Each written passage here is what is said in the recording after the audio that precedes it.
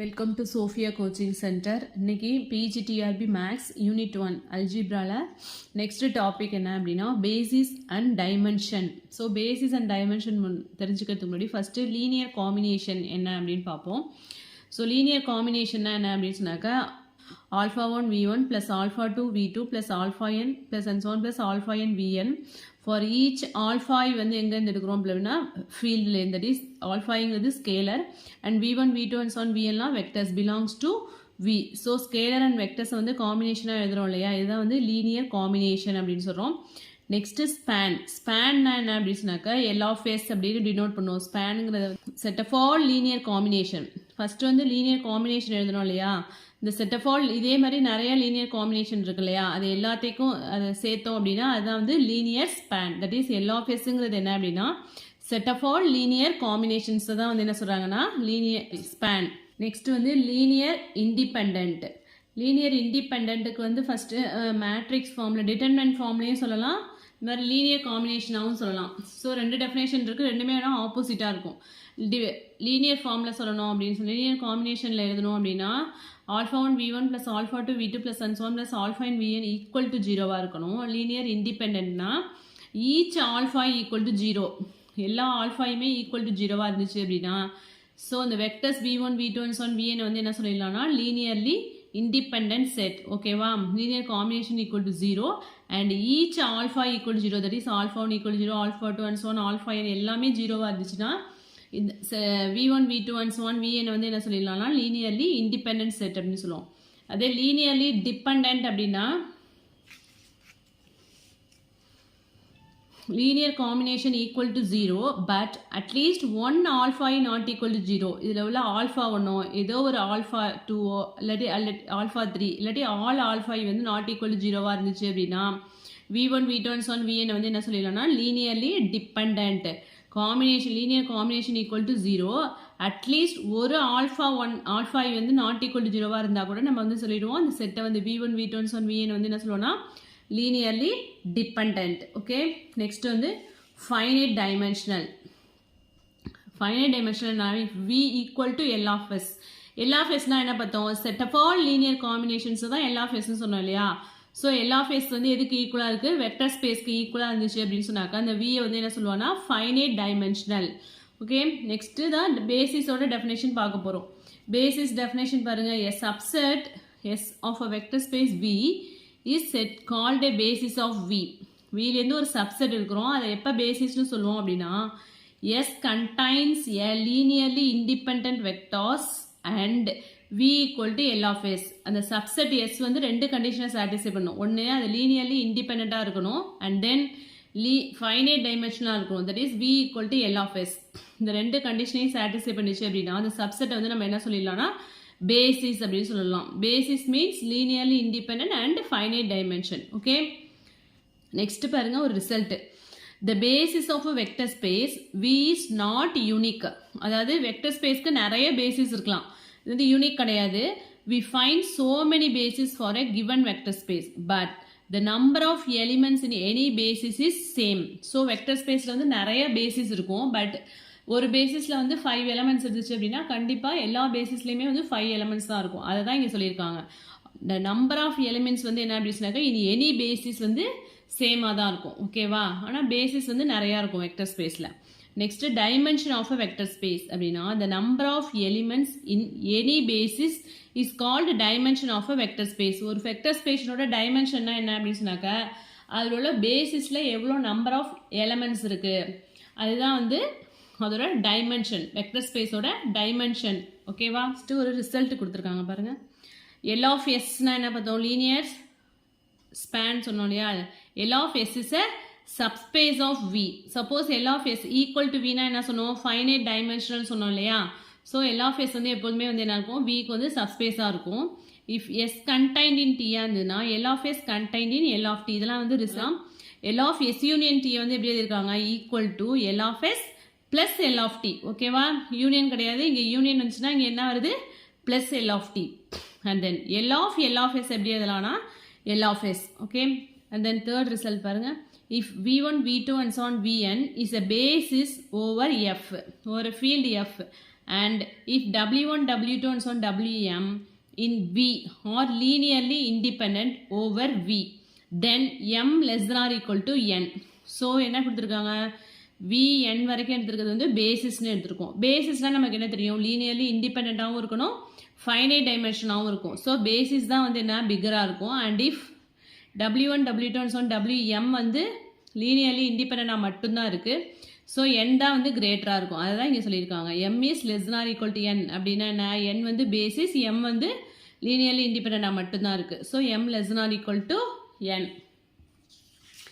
Any two basis of V have the same number of elements. முன்னாடி நம்ம சொன்னது தான், ஒரு வெக்டர் ஸ்பேஸில் பேசிஸ் நிறையா இருக்கலாம், ஆனால் number of elements in any basis வந்து என்னவாக இருக்கும்னா சேமாக இருக்கும்.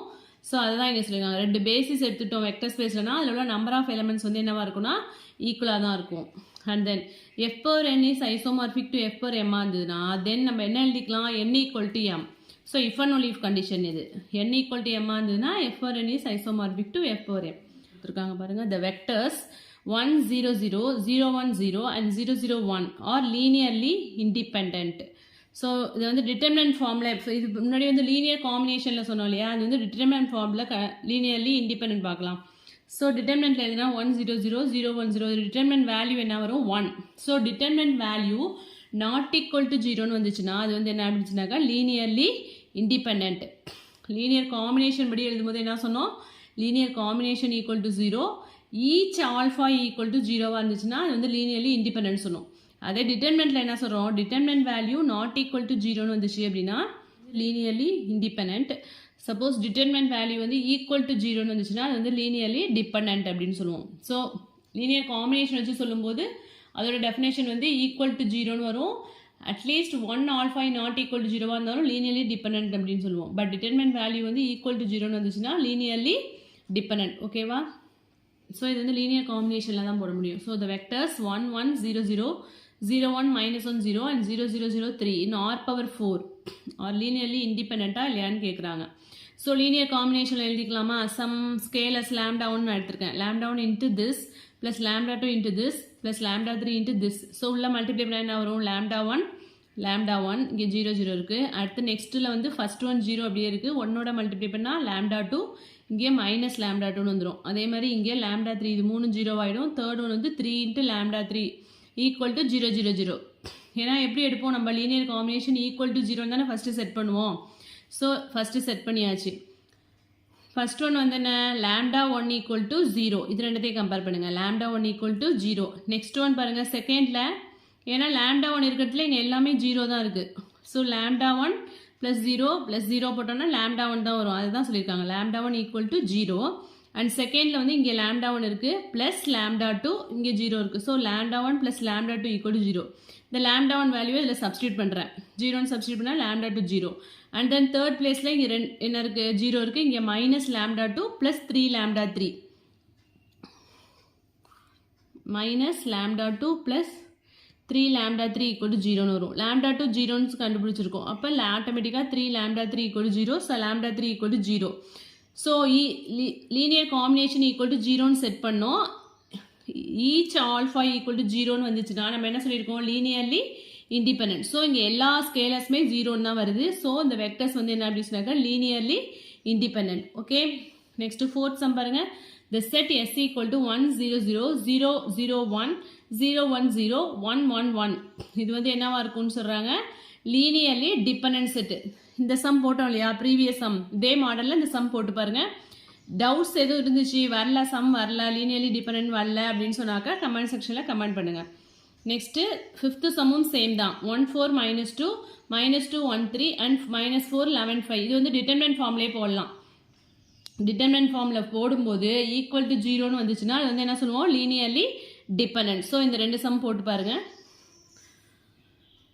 நெக்ஸ்ட்டு ஒரு ரிசல்ட்ஸ் கொடுத்துருக்காங்க, இதெல்லாம் ரொம்ப ரொம்ப important results. 1, 0, 0, 1 is a basis for R². இதெல்லாம் வந்து யூனிவர்சல் ஃபேக்டர்னு சொல்லுவோம். அதாவது ஃபஸ்ட்டு பிளேஸில் எலிமெண்ட்ஸ் இருக்கும், நெக்ஸ்ட் எல்லாம் 0. அடுத்து செகண்ட் பிளேஸ்னால் செகண்ட் எலிமெண்ட்டில் செகண்ட் பிளேஸில் 1 இருக்கும், மற்றதெல்லாம் 0. அதே மாதிரி இன் R² இது மாதிரி இருக்கா, R³ வந்து 1, 0, 0, 0, 1, 0, 0, 0, 1. இது எல்லாமே வந்து பேசிஸ்னால் ஆட்டோமேட்டிக்காக லீனியர்லி இண்டிபெண்ட்டாகவும் இருக்கும். அதான டெஃபினேஷன், லீனியர்லி இண்டிபெண்ட்டாகவும் இருக்கும், ஃபைனைட் டைமென்ஷனாகவும் இருந்ததுனால தான் அதை பேசிஸ்ன்னு சொல்லுவோம். ஜென்ரலாக இதுலேருந்து ஜென்ரலாக எப்படி இருக்கும்னு சொல்கிறாங்கன்னா E1 = 1 0 0 0, E2 = 0 1 0 0 and so on. En = 0 0 1 எடுத்துட்டோம்னா அதுவும் வந்து பேசிஸ் ஆஃப் r⁻n இருக்கும் அப்படின்னு சொல்கிறாங்க. Okay, next S = 1 is a basis for the vector space R/R. அதாவது ஒரே ஒரு எலமெண்ட் தான் இருக்குது அப்படின்னு சொன்னாக்கா அதுவும் வந்து வெக்டர் ஸ்பேஸோட பேசிஸாக தான் இருக்கும். Also dimension of R/R = 1. ஏன்னா டைமென்ஷனாக நம்ம என்ன சொல்லுவோம், பேசிஸில் உள்ள நம்பர் ஆஃப் எலமெண்ட்ஸ் தான் அந்த வெக்டர் ஸ்பேஸோட டைமென்ஷன் சொல்லியிருக்கோம் இல்லையா. ஸோ இங்கே எவ்வளோ நம்பர் ஆஃப் எலமெண்ட்ஸ் இருக்குது, 1. ஸோ அதான் இங்கே போட்டிருக்காங்க, டைமென்ஷன் ஆஃப் R/R = 1. இங்கே 1 இருக்கிறதுனால போடல, இது வந்து நம்பர் ஆஃப் எலிமெண்ட்ஸ், ஒரே ஒரு எலமெண்ட் தான் இதில் இருக்குது, அதனால இங்கே 1 போட்டிருக்கோம். Next 1, I is a basis for the vector space C/R. ஏன்னா இங்கே வந்து I வந்ததுனாலே நம்மளுக்கு என்ன வந்துடும், C காம்ப்ளெக்ஸ் நம்பர் இருக்கு இல்லையா, is a basis for the vector space C/R. That is dimension of C/R = 2. So இதில் எத்தனை எலமெண்ட்ஸ் இருக்குது, 1 I அப்படிங்கிற 2 எலமெண்ட்ஸ் இருக்கிறதுனால டைமென்ஷன் ஆஃப் C/R = 2. இதெல்லாம் ரொம்ப ரொம்ப இம்பார்ட்டன்ட். ஓகே, இதெல்லாம் டிஆர்பி கொஸ்டின். ஆல்ரெடி இதை பேஸ் பண்ணி ரிசல்ட் படிச்சிருக்கோம். C is a vector space over R, but R is not a vector space over Cன்னு ஒன்று படிச்சிருக்கோம் இல்லையா. ஸோ இதெல்லாம் ரொம்ப ரொம்ப இம்பார்ட்டன்ட். நெக்ஸ்ட் S = 1 0 0 மேட்ரிக்ஸ் ஃபார்மில் எடுத்திருக்கோம். 0 1 0 0 0 0 1 0 0 0 0 1 is a basis of M2 of R. Also dimension of M2 of R என்ன, 4. ஏன் எல்லாத்துலேயுமே எத்தனை எலமெண்ட்ஸ் இருக்குது, 4 எலமெண்ட்ஸ் இருக்கிறதுனால டைமென்ஷன் ஆஃப் M2 of Rங்கிறது எத்தனை, 4. Next let W be any subspace of a vector space V, then dimension of W less than or equal to dimension of V. Subspace இருந்தால் கண்டிப்பாக அதோட டைமென்ஷன் வந்து என்னவா இருக்கும், V விட சின்னதாக தான் இருக்கும், W. ஸோ அதான் சொல்கிறேன், dimension of W less than or equal to dimension of V. Next dimension of V by W வந்து எப்படி எழுதலாம், dimension of V minus dimension of W. இது ஒரு formula. Next if A and B are finite dimensional subspaces of a vector space V, then A plus B is a finite dimensional. Aவும் Bயும் finite dimensional இருந்ததுன்னா அதோட அடிஷனும் வந்து என்னவா இருக்கும்னா finite dimensional இருக்கும். அது எப்படி எழுதலாம்னா ஃபார்முலா பாருங்க, dimension of A plus B equal to dimension of A plus dimension of B minus dimension of A intersection B. Okay, இது கொஞ்சம் ஈஸியாக தான் இருக்கும் இந்த டாபிக். Next dual spaces. இப்போ வெக்டர் ஸ்பேஸ் முடிச்சுட்டு அடுத்து டியூயல் ஸ்பேஸ், அதாவது 2 ஸ்பேஸ் வந்து ஒரே இதுக்குள்ளே இருந்துச்சு, அதுதான் வந்து டியூயல் ஸ்பேஸ் அப்படின்னு சொல்லுவோம். given any 2 vector space, 2 vector ஸ்பேஸை பற்றி பார்க்கிறதா வந்து என்ன சொல்லுவீங்கன்னா டியூயல் ஸ்பேஸ். டியூயல்னாலே 2 தானே. So given any 2 vector space V and W ரெண்டுமே வந்து வெக்டர் ஸ்பேஸ் தான். Over the field F define homomorphism of V, W to be the set of all vector space homomorphism of V into W. இது வந்து என்ன சொல்கிறாங்கன்னா set of all vector space தான் வந்து எப்படி டிஃபைன் பண்ணியிருக்கோம், ஹோமோமார்பிசம் ஆஃப் V, W அப்படின்னா இதில் வந்து நிறைய வெக்டர் ஸ்பேஸ் இருக்குது அதுக்குள்ளே அப்படின்னு அர்த்தம். Is the set of all vector spaces homomorphism of V into W. Next ஒரு டெஃபினேஷன் பாருங்கள், V is a vector space over F, then its dual space. அதோட டியூயல் ஸ்பேஸை வந்து எப்படி டிஃபைன் பண்ணுறோம் அப்படின்னா ஃபர்ஸ்ட் வந்து V is a vector 2 vector space எடுத்துட்டோம் இல்லையா, அங்கே வந்து என்ன எடுத்துருக்காங்கன்னா V is a vector space over F. ஸோ அதோட டியூயல் ஸ்பேஸ் அப்படிங்கிறது என்ன அப்படின்னா homomorphism of V, F. Dual space of V is denoted by V cap. Dual ஸ்பேஸை வந்து எந்த சிம்பிளால டினோட் பண்ணுறோம்னா V cap. If V and W are of dimensions M and N, அது V ஓட டைமென்ஷன் M and W ஓட dimension N respectively, then homomorphism of V, W is of dimension Mn. So அது எப்படி வந்து பார்ப்போமா, dimension of homomorphism of V, W over F வந்து எப்படி எழுதலாம், மல்டிப்ளிகேஷனில் எழுதலாம். Dimension of V over F dot dimension of W over F. Dimension of V வந்து என்ன M, டைமென்ஷன் ஆஃப் W வந்து N. ஸோ ரெண்டுத்தையும் மல்டிப்ளை பண்ணால் Mn. அதே V, Vனா என்ன வந்துடும், ரெண்டுமே M தான், ஸோ M². அதே V, Fனா Vக்கு வந்து M, F ஓவர் Fனா என்ன வந்துடும் 1 தான். Dimension of R over R அது மாதிரிலாம் இருந்துச்சு அப்படின்னா அதுக்கு வந்து என்ன டைமென்ஷன் 1. ஸோ M cross 1 அப்படிங்கும்போது இங்கே என்ன வந்துடும்னா M வந்துடும். ஸோ ஒரு டெஃபினேஷன் கொடுத்துருக்காங்க, if A and B are in commutative ring or A வந்து not equal to 0, then A is said to divide B. அதாவது A divide B அதோட டெஃபினேஷன் கொடுத்துருக்காங்க. there exists C belongs to R such that B equal to AC, that is A divides B இருந்தது அப்படின்னு சொன்னாக்கா B வந்து எப்படி எழுதலாம்னா ACன்னு எழுதலாம். C வந்து எங்கேருந்து எடுக்கிறோம் அப்படின்னா ரியல் நம்பர்லேருந்து இருக்குது. இப்போ வந்து 3 divides 6ன்னு எழுதலாமா? 3 divides 6 தானே. ஸோ இதே இங்கே வச்சுக்கோங்க. இப்போ வந்து A divides B, அதுக்கு பதிலாக நான் இங்கே எழுதியிருக்கேன் 3 divides 6. 3 வந்து கண்டிப்பாக 6 டிவைட் பண்ணும் தானே.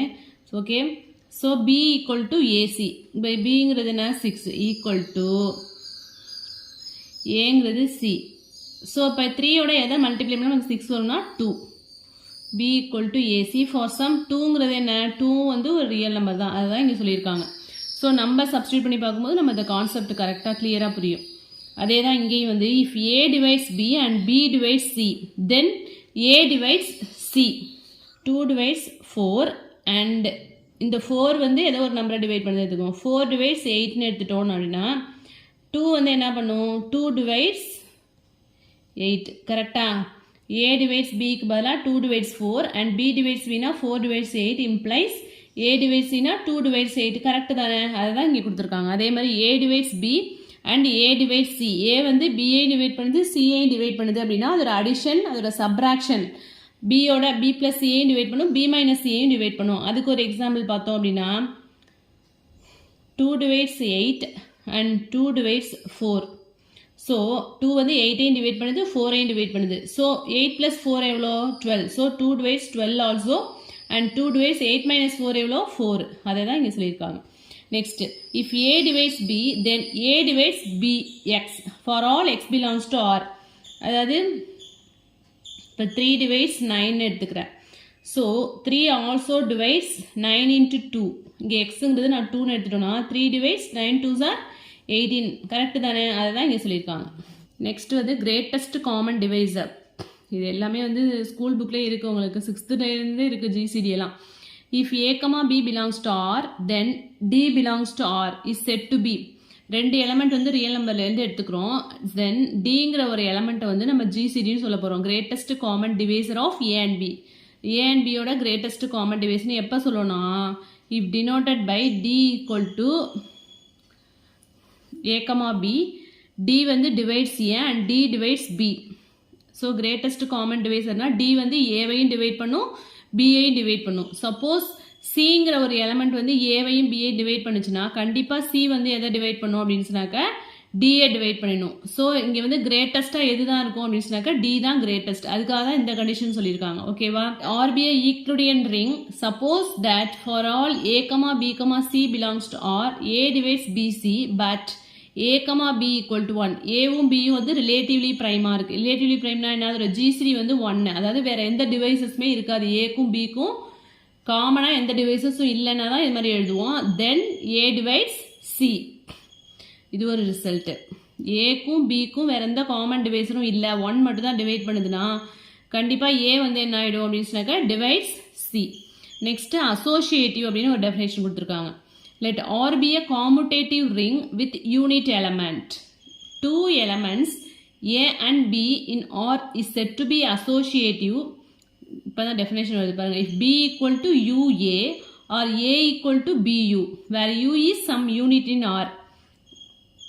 இங்கே யூங்கிறது என்ன அப்படின்னு சொன்னாக்கா யூனிட், யூனிட்டோட அசோசியேட் ஆகிருக்கு இல்லையா. ஸோ அதை தான் வந்து அசோசியேட்டிவ்ல டெஃபினேஷன். நெக்ஸ்ட்டு வந்து ஒரு result. If D1 and D2 are 2 GCD of A, B belongs to R, then D1 and D2 வந்து என்னவா இருக்கும்னா அசோசியேட்டிவாக இருக்கும் அப்படின்னு சொல்கிறாங்க.